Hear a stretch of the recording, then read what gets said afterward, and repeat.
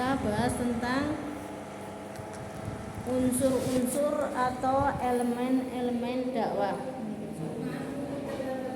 Ya, ya. Unsur-unsur atau elemen-elemen dakwah ya. Jadi berdakwah itu harus ada 6 unsur ini yang tidak boleh salah satunya hilang. Harus ada 6-6-nya ini ya.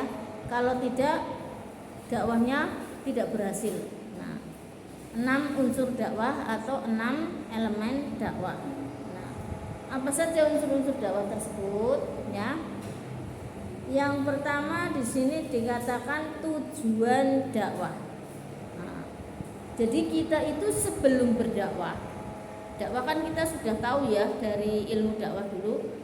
Ternyata dakwah itu pengertiannya sangat luas. Tidak sekedar oral communication atau tidak sekedar ceramah, tidak sekedar pidato, tetapi segala sesuatu kegiatan yang berkaitan dengan mengajak orang lain untuk masuk Islam atau mengajak orang lain yang sudah masuk Islam melaksanakan ajaran Islam, itu namanya dakwah, kan gitu ya. Makanya kemudian di sini karena sudah tahu seperti itu, kita berdakwah juga tidak main-main ya, tidak asal-asalan, tidak ngawur, tetapi harus ada manajemen khusus ya, bagaimana supaya dakwah kita sukses, dakwah kita berhasil ya.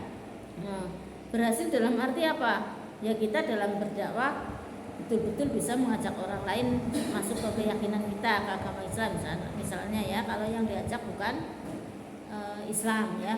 Nah, atau kita betul-betul bisa mengajak sesama muslim untuk melakukan ajaran Islam, itu namanya berhasil ya dakwahnya. Ya, kalau dakwah cuma kita ceramah ya, kemudian banyak orang yang datang ya kan, rame, banyak yang suka, tapi nggak ada yang melaksanakan apa yang kita sampaikan, namanya tidak berhasil ya. Itu namanya cuma rame doang, nggak ada hasilnya. Atau sebaliknya ya, kita itu dakwah dihormati banyak orang ya, orangnya yang kita dakwah juga seneng, juga melaksanakan ajaran Islam kita, tapi kita sendiri menyampaikannya bukan ajaran yang harus disampaikan. Yang harus disampaikan siapa?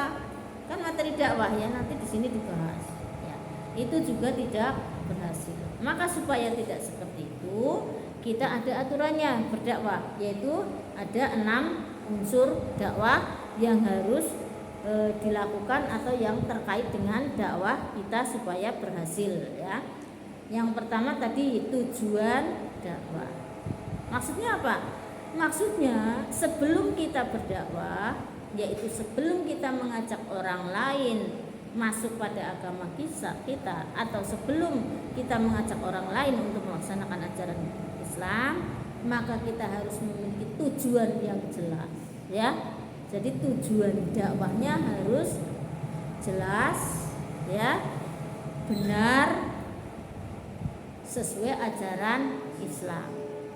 Nah, jelas, benar, dan sesuai ajaran Islamnya ini, kemudian tujuannya juga harus di planning ya, dirancang, tidak asal.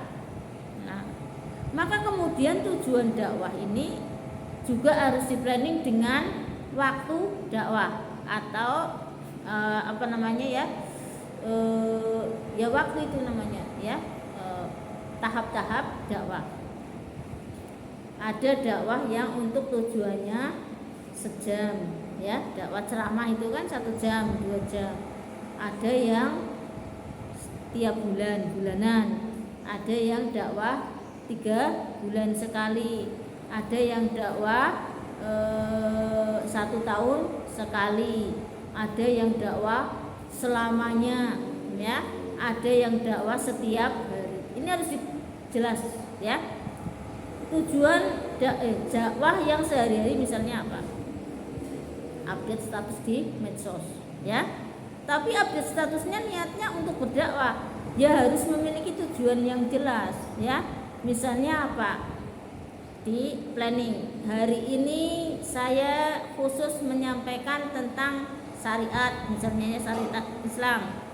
Hari Selasa saya khusus menyampaikan tentang akidah Islam gitu ya. Hari Rebo saya tentang sejarah Islam.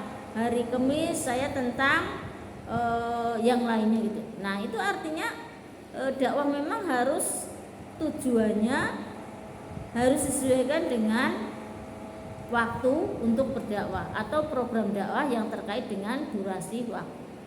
Apakah itu dakwah harian, mingguan juga begitu. Misalnya di majelis taklim. Majelis taklim kan ada dakwah yang per minggu ya, setiap 1 minggu sekali. Nah, 1 minggu sekali dalam durasi waktu bertahun-tahun juga harus di planning tujuannya. Misalnya apa? Tujuannya adalah untuk memberikan pemahaman kepada masyarakat tentang Islam secara komprehensif. Jadi masyarakat nanti tahu bahwa Islam itu tidak hanya sekedar sholat ya, Islam itu tidak hanya sekedar zakat, tapi tahu berbagai macam tentang ajaran Islam. Maka kemudian disetting minggu pertama materi tentang akidah, minggu kedua materi tentang akhlak, minggu ketiga materi tentang sejarah Islam, begitu loh ya. Jadi tujuan dakwah itu harus disesuaikan dengan waktunya. Terus ada tadi saya bilang, kalau dakwah yang tahunan siapa? Yaitu tahunan itu misalnya haul ya. Terus misalnya imtihan ya. Terus kemudian misalnya apa PHBI ya, misalnya memperingati Maulud Nabi. Misalnya lagi memperingati Isra Mi'raj. Itu kan tujuan dakwah tahunnya. Itu juga harus setting, harus tahu tujuannya apa. Biasanya kalau tahunan adalah tujuannya untuk memberikan motivasi kepada masyarakat supaya lebih cinta Islam ya kan, terus lebih cinta Al-Quran, lebih cinta pondok pesantren. Itu harus disetting. Misalnya apa? Memperingati Isra Mi'raj kali ini adalah dengan tujuan supaya masyarakat mencintai Al-Quran. Maka dari situ kemudian ceramah tausiah Isra Mi'rajnya difokuskan kepada bagaimana cara mencintai Al-Quran, bagaimana memberi pemahaman atau menanamkan rasa cinta Al-Quran kepada audiens. Itu yang ceramah tahunan misalnya ya, program tahunan. Nah, terus kemudian kalau program tahunan, program yang selamanya ya, itu dakwah selamanya sih gimana Bu? Nah, dakwah selamanya itu melalui lembaga biasanya ya, lembaga pendidikan kayak madrasah ya, pesantren, TK Islam, PAUD Islam ya, SD Islam dan seterusnya, pendidikan Islam. Itu adalah dakwah yang selamanya ya. Tapi itu pun harus di programnya juga harus seperti itu. Kalau selamanya bikin pondok pesantren kan ya, itu mestinya di pondok pesantren itu ada program dakwah harian ya, mingguan ya, terus kemudian tahunan, terus kemudian endingnya besok setelah pesantren itu lepas atau selamanya mau seperti apa, itu harus ada ya. Misalnya apa? Kalau harian ya, yang harian wajib sholat berjamaah, wajib tadarus, wajib qiyamul lail. Walaupun qiyamul lail itu adalah sunnah, tidak wajib, tapi di pesantren itu diwajibkan. Semua santri harus bangun setiap malam untuk qiyamul lail. Karena apa? Program itu dikaitkan dengan tujuan supaya santri kita memiliki benteng yang kuat secara rohani, yaitu dengan cara apa? Itu tadi membiasakan sholat berjamaah, qiyamul lail dan tadarus Al-Quran. Itu akan menjadi orang yang kuat secara rohani ya, paham ya? Itu misalnya pondok pesantren yang program dakwahnya itu selamanya tapi memiliki tujuan ya, tujuannya jelas. Lah, tujuan yang selamanya apa? Tujuan selamanya apa? Ya pokoknya mencetak manusia Islam sampai akhir zaman yang kuat lahir batin itu kan ya, secara visi ke depannya selama tahunan itu bertahun-tahun. Jadi kita sudah tidak ada, diteruskan oleh penerus kita ya, mungkin anak kita, cucu kita dan seterusnya, atau siapa saudara kita. Tapi tetap program dakwahnya itu kayak gitu, di planning, dan kemudian di sini ada tujuan yang jelas, itu baru berhasil. Karena kalau tidak sulit berhasil ya, tiba-tiba mendirikan pondok pesantren, set orang tujuannya, ya kan? Akhirnya bocah apa? Kadang sekolah, kadang dunia, kadang ora, pelajarannya juga orang genah gitu. Kalau tanpa tujuan, jadi harus ada tujuan yang jelas. Nah, tujuan intinya apa? Tujuan intinya secara umum ya jelas di situ. Yang penting membiasakan ajaran Islam, terus menguatkan iman dan takwa, dijaga selamanya kan itu intinya. Tapi dengan program-program dakwah yang kita planning. Ini tujuan dakwah yang pertama. Jadi berdakwah harus memiliki tujuan yang jelas, benar, dan sesuai ajaran Islam. Ya, itu nomor satu. Yang kedua, unsur dakwah yang kedua adalah ini apa ya? Dai. Ini cuma terbalik tok nulisnya ya, dai. Setelah memiliki tujuan dakwah, otomatis harus ada orang yang mau berdakwah, iya kan? Lho sampai sing arep dakwah nek ora ana wonge kan gitu ya, wong sing berdakwah. Lah orang yang berdakwah siapa?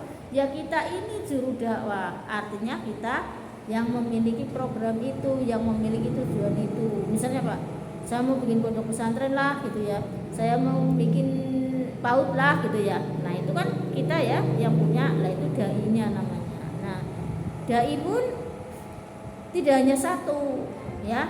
Kalau kita dakwah di panggung ceramah ya, atau pidato atau khutbah, satu orang dai-nya, kita tok ya kan yang ceramah.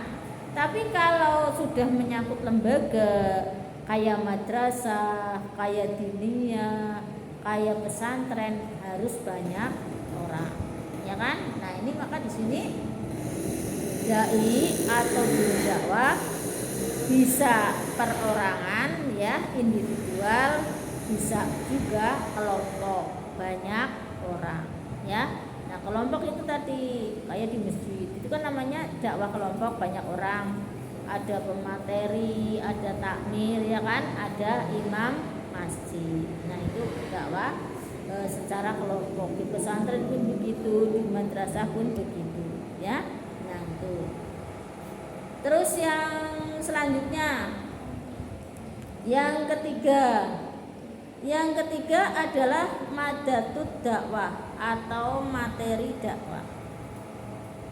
Lah materi dakwah itu apa intinya? Ya Islam itu sendiri. Jadi Al-Quran dan Al-Hadis ini materi dakwah. Dua tok intinya ya. Tapi pengembangannya tidak hanya dua, yaitu kalau ini sumbernya itu kan namanya sumber dakwah ya, Al-Quran dan Al-Hadis. Sedangkan materi dakwahnya apa? Materi dakwahnya adalah akidah, akhlak, dan syariah. 3 ya, materinya ada 3 materi inti maksudnya ya. Nanti pengembangannya nanti saya jelaskan. Nah sumbernya ada 2, intinya materinya ada 3 intinya. Tetapi sebenarnya di situ sumbernya lebih dari 2. Kita luaskan lagi, yaitu di samping Al-Quran dan Al-Hadis juga ada ijma. Ijma itu apa? Kesepakatan ulama. Jadi di Al-Quran, yang di Al-Quran dan yang di Al-Hadis kok tidak ditemukan, tapi ketika ijma ulama ya, ulama mengadakan musyawarah kemudian memutuskan sesuatu, itu namanya ijma. Ini juga bisa menjadi materi dakwah. Contohnya apa? Contohnya tentang bayi tabung misalnya ya. Bayi tabung kan di Al-Quran nggak ada, di Al-Hadis pun nggak ditemukan. Nah, tapi kemudian di fenomena di masyarakat kan banyak orang yang pengen punya anak, sebenarnya dia subur ya, tetapi tidak bisa punya anak mungkin karena rahimnya rusak kan gitu ya, atau suaminya ketika membuai tidak bisa sampai sempurna. Nah, maka kemudian dokter memiliki solusi, yaitu dengan bayi tabung. Nah, bayi tabung tidak ada penjelasannya di dalam Al-Quran, di dalam hadis juga tidak ditemukan. Maka kemudian ulama berkumpul untuk mengadakan musyawarah. Apakah bayi tabung halal gitu ya? Pertama misalnya dibolehkan. Nah, kalau dibolehkan, yang dibolehkan yang mana? Yang seperti apa? Yang tidak dibolehkan seperti apa? Itu namanya ijma. Nanti kalau sudah sepakat keputusannya seperti apa, itulah yang didakwahkan ya. Misalnya apa? Bayi tabung boleh asal dari suami istri ya. Ovumnya atau sel telurnya atau indung telurnya, apa namanya, telurnya ya, ovum namanya, dari istrinya, dan spermanya dari suaminya misalnya, itu yang boleh misalnya. Kan ada juga ya, misalnya kepingin punya anak bayi tabung tapi pakai sperma orang lain karena sperma suami tidak cocok itu misalnya ya, boleh apa enggak itu misalnya, itu enggak dibolehkan misalnya oleh ulama. Misalnya ini ya, terkait rahimnya juga begitu, misalnya dibahas ya, apakah boleh menggunakan perempuan lain, rahim perempuan lain, maksudnya gimana? Kan bayi tabung kan begini prosesnya, ngambil sperma suami, ngambil sperma ovum istri, dimasukkan ke tabung, dibuai dulu. Nah, nanti kalau sudah matang baru dimasukkan ke rahim ya, ke rahim siapa, apakah boleh rahim selain istrinya atau harus istrinya, itu dibahas. Nah, baru setelah dibahas seperti itulah disampaikan kepada umat bahwa mana yang disepakati oleh ulama, itu namanya ijma ya. Nah, sudah, itu materi dakwah pengembangan yang ketiga. Yang selanjutnya, yang keempat, materi dakwah itu juga bisa bersumber, ini sumbernya ya, dari kias. Kias itu apa? Ya, kias itu bukan diijmakan, bukan dibahas bareng-bareng ulama, tapi hanya menganalogikan. Itu namanya kias. Contoh, zamannya Nabi itu tidak ada KB seperti sekarang ya, yang pakai IUD, terus yang pakai apa namanya, kondom gitu ya, dan lain-lain, kontrasepsi lah ya. Nah, belum ada. Tapi kenapa Islam kok membolehkan KB, keluarga berencana itu ya, mengatur jarak kehamilan dan sebagainya. Nah, karena dikiaskan dengan sahabat Rasul yang waktu itu bertanya kepada Rasulullah, ya Rasulullah, apakah saya boleh azl? Azl tahu, ini kan pada gede-gede ya, nggak saru kan ya, sudah syar'i. Azl itu adalah melakukan hubungan suami istri ya, tetapi ketika istrinya sudah, karena takut hamil, istrinya sudah selesai sama suami, maninya, spermanya itu dikeluarkannya bukan di rahimnya, dicabut, itu namanya azl ya. Besok kalau sudah suami istri ya, itu seperti itu. Nah, sama Rasulullah boleh. Nah, maka kemudian ini menjadi kias. Kias itu adalah analog. Zaman Rasul itu saja seperti itu boleh. Berarti zaman sekarang KB boleh. Artinya tidak bagaimana sperma suami tidak membuai ovum istri sehingga tidak menjadi anak, ya kan? Cuma bedanya ketika zaman Rasul langsung secara alami dicabut ya, alat vitalnya suami supaya tidak membuai istrinya. Kalau zaman sekarang memakai kontrasepsi, misalnya apa, kondom gitu kan. Nah, itu contoh. Itu namanya kias. Ini sumber materi dakwah yang keempat. Nah, sumber materi dakwah yang lainnya apa? Ya ada qaul ulama ya, terus dan sebagainya. Dan terus yang selanjutnya adalah materi dakwahnya. Materi dakwahnya itu kan tadi sumbernya ya 4 ya. Nah, yang sekarang materi dakwahnya apa? Nah, materi dakwahnya itu tadi akidah, berarti tentang ketuhanan ya, keesaan Allah, asmaul husna dan lain-lain, itu ya yang terkait dengan Allah ya. Akidah, akhlak sudah tahu semua lah ya, tentang bagaimana berhubungan dengan Allah, dalam arti menyembah Allah itu seperti apa, itu namanya akhlak kepada Allah ya. Bagaimana cara sholat yang sopan, cara menyebut nama Allah yang sopan itu ya. Nah terus kemudian juga ada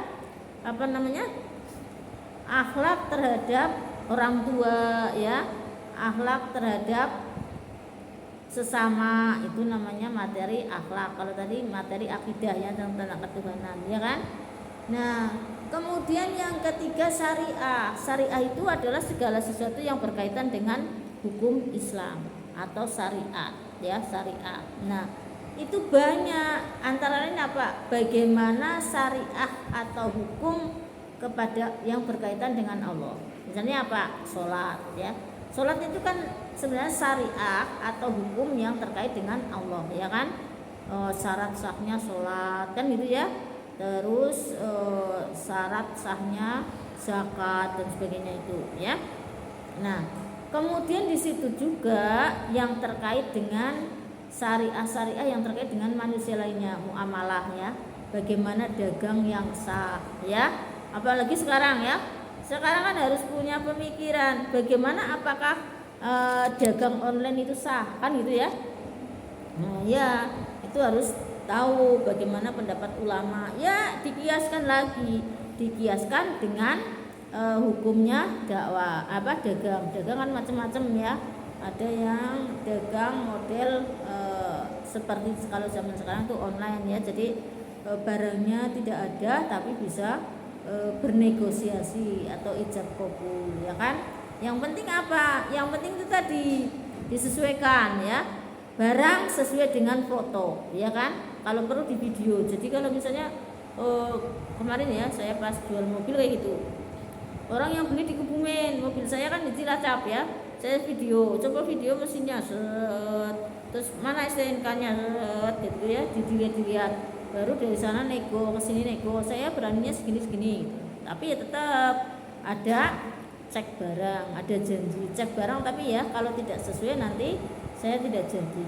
Itu yang halalan thayyiban ya. Kalau yang nggak halal wis barangnya apik banget, mewah, jebulannya sing dijual rusak. Nah itu nggak boleh, haram ya.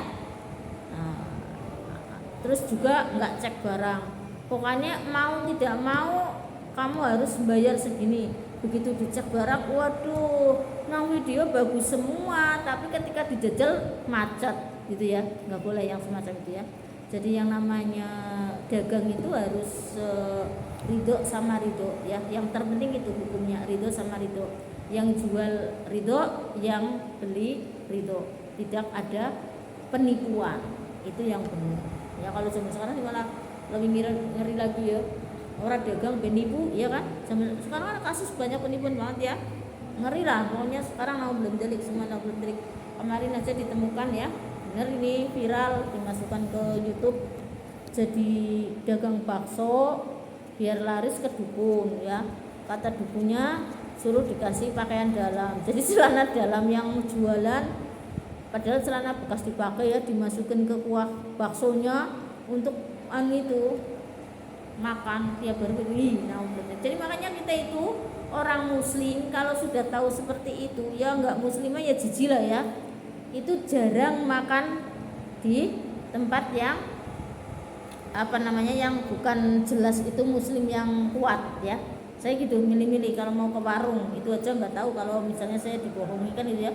Milih-milih saya lihat kalau warungnya kelihatan higienis ya, bersih, rapi, terus yang menjual juga kelihatan muslim takwa ya. Buktinya muslim takwa apa? Ada musolanya bersih, mukenanya juga bersih, dan dia juga berpakaian atribut muslim, berkerudung, sopan, santun dan sebagainya. Pokoknya kan kelihatan atribut muslim ya, asal jangan membohongi aja ya. Kafenya bagus, ada musolanya, bersih semua dan sebagainya. Tak dirinya juga kudungan cuma untuk marketing, yaitu tidak tahu ya kan. Yang penting kan kita tahunya melihat seperti itu baru saya masuk. Ketika saya masuk, saya udah bilang ke suami, pokoknya kalau kemana-mana tolong pilih warung yang seperti itu. Kalau enggak saya enggak mau. Kelihatan kotor, kumuh, aku jijikkan itu ya. Apalagi kalau yang jualan misalnya ini pakai singlet segini, terus Kalau menor dandanane curiga, jangan-jangan yang dijual tidak halal atau jangan-jangan cara memasaknya tidak suci, ya, mencuci masakannya itu saya seperti itu, ya. Nah, kalau yang lebih aman lagi, kalau pas keluar itu makannya itu makan yang sayur-sayuran kan notabene tidak haram, ya, karena kan sayuran kan bukan hewan sembelihan. Kalau yang sembelihan kan takutnya tidak disembelih, ya, cuma dipotong pakai mesin grek itu tidak halal, ya, haram, tidak sesuai kaidah syar'i, ya kan. Atau jebulane ayam tiren, ya, ayam mati kemarin, ya, banyak kan, alhamdulillah, ya, jualan soto ayamnya cuma ngambil dari ayam potong di pemotongan ayam itu, ya, tapi ngambilnya yang mati, ayam yang sudah mati terus dibikin soto. Lah kita kan rugi, ya, haram, ya, jadi jangan yang seperti itu. Dah, itu materi dakwah yang terkait dengan syar'i muamalah, ya, dagang muamalah. Terus yang berkaitan dengan munakahat itu pernikahan, ya.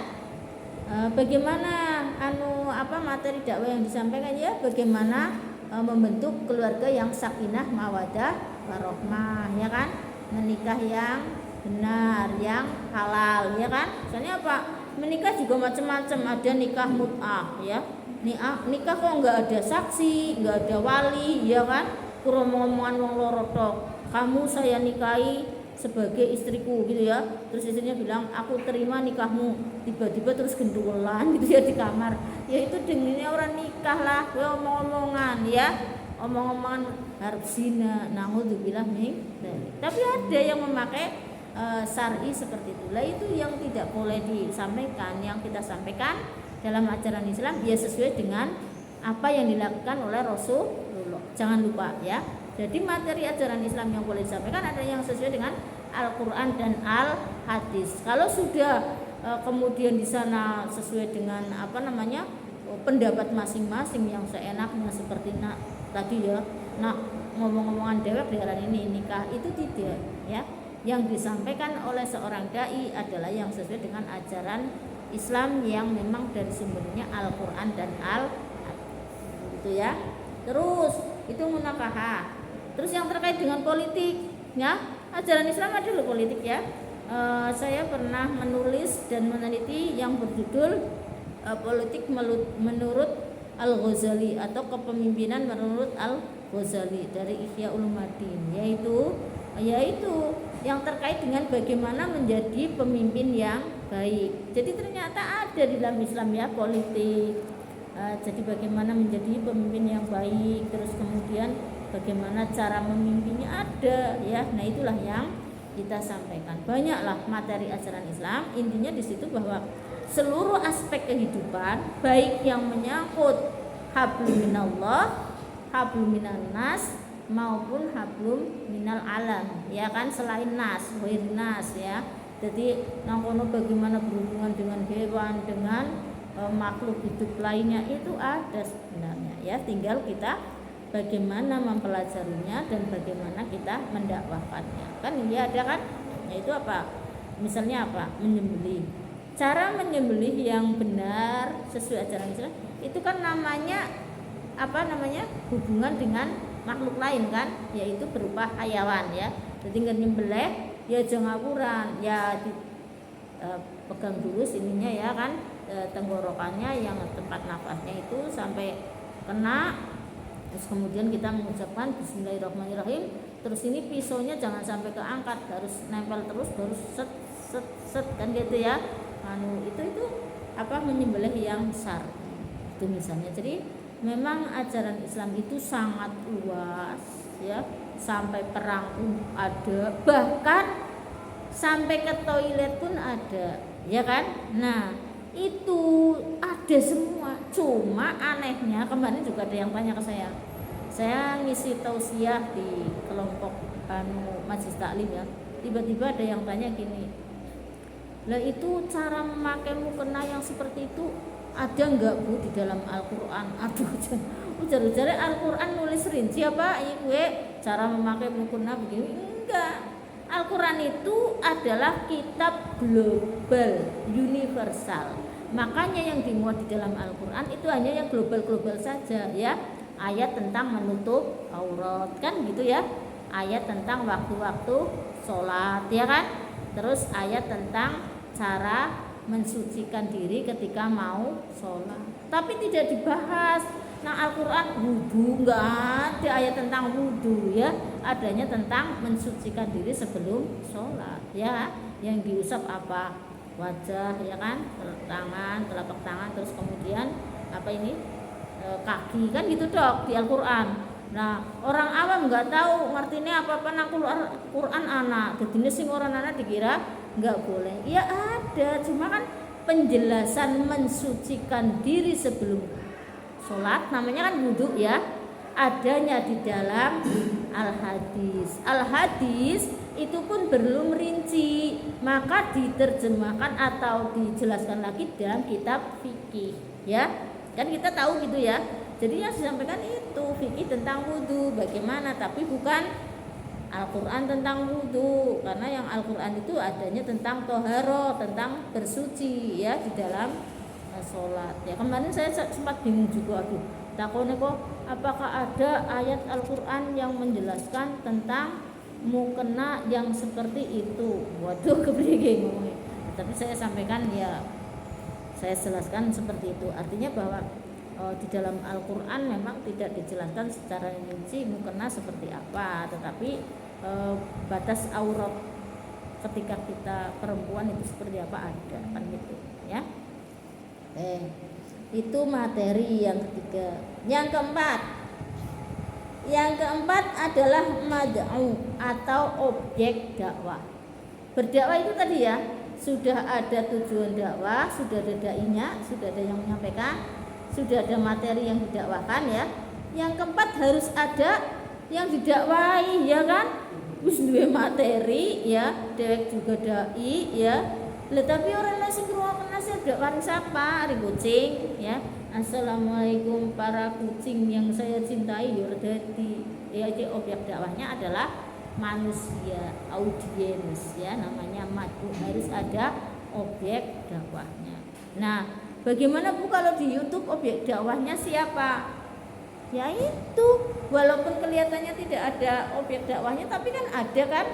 Makanya sekarang itu di zaman ini, zaman era digital, sekarang tidak ada istilah hadirin yang saya hormati, kan itu gak ada, kecuali itu rekaman, YouTube-nya rekaman ya, rekaman dari pengajian live kan itu ya, baru ada hadirin.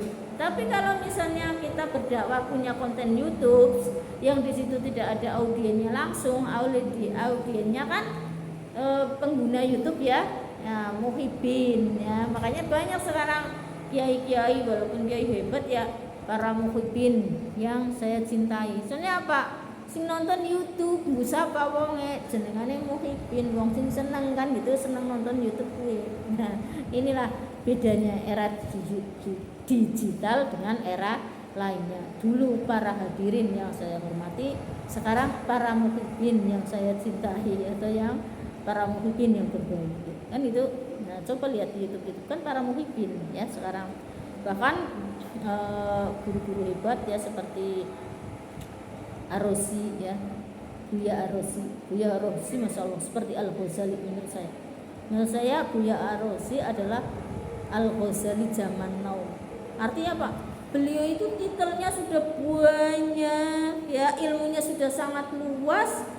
Beliau juga profesor, doktor ya, gelarnya banyak banget, tapi ujung-ujungnya beliau fokusnya sekarang di bidang tasawuf, khususnya adalah zikir ya, thariqah. Kan lucu kan? Ya memang begitu.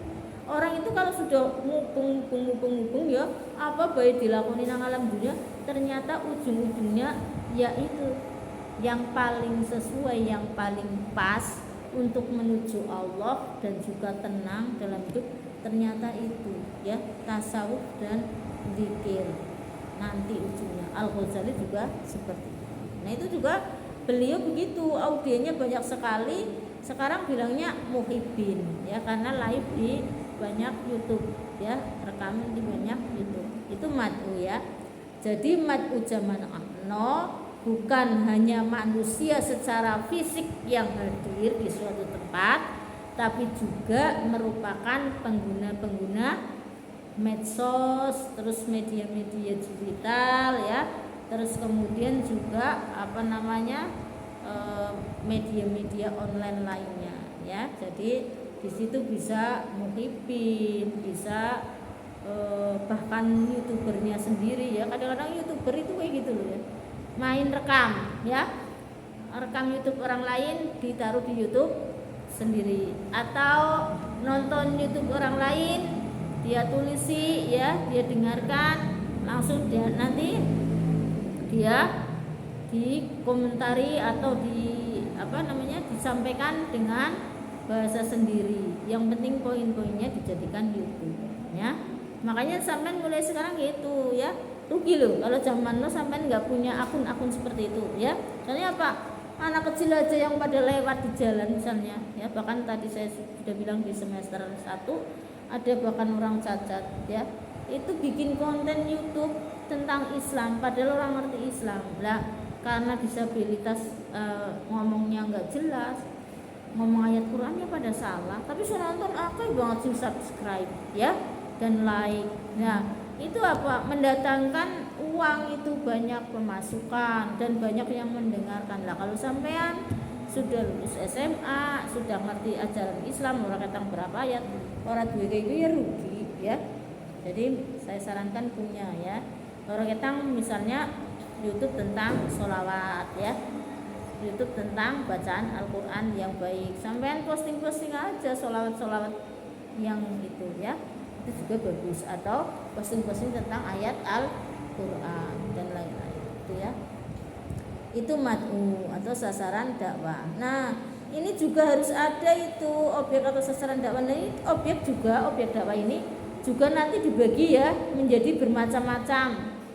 Ada objek yang dilihat dari latar belakang usianya, berarti objek dakwah yang di situ adalah anak-anak kategorinya, terus dewasa, orang tua, manula. Ini metodologi dakwah ini. Jadi objek dakwah itu beda-beda ya kalau orang tahu metodologi dakwah. Jadi makanya berdakwah juga harus metodenya beda-beda. Bagaimana berdakwah kepada anak kecil, berbeda berdakwah kepada manula ya. Berbeda lagi berdakwah kepada remaja ya. Kalau remaja disemangati dididik langsung berkorban ya, Allahu Akbar, ayo serang, manut remaja langsung nyerang. Makanya metode berdakwah sama remaja harus begitu, yang semangat, yang membakar semangat, tapi harus yang benar. Kalau nggak benar dia rusak ya. Wes pokoknya kalau remaja mudah banget dibawa kemana-mana ya. Beda lagi dengan manula itu harus santun ya, harus halus. Sebab apa? Mereka itu sudah merasa tua, merasa harus dihormati, merasa tersinggung kalau dikerasi karena merasa lebih tua. Loh kok sih siapa bocah cilik kok ngomongi aku, kan gitu akhirnya kalau kita tidak bisa bersikap sesuai dengan usia mereka. Nah anak kecil juga begitu. Anak kecil itu main-main sukanya ya, jangan di metode dakwahnya diajari serius streng enggak, tapi sambil bermain ya. Kecuali kalau SD SMP, kalau TK ya main, tapi kalau SD SMP harus dengan metode khusus, misalnya hafalan. Itu ngapain itu? Ngelihat apa Mbak?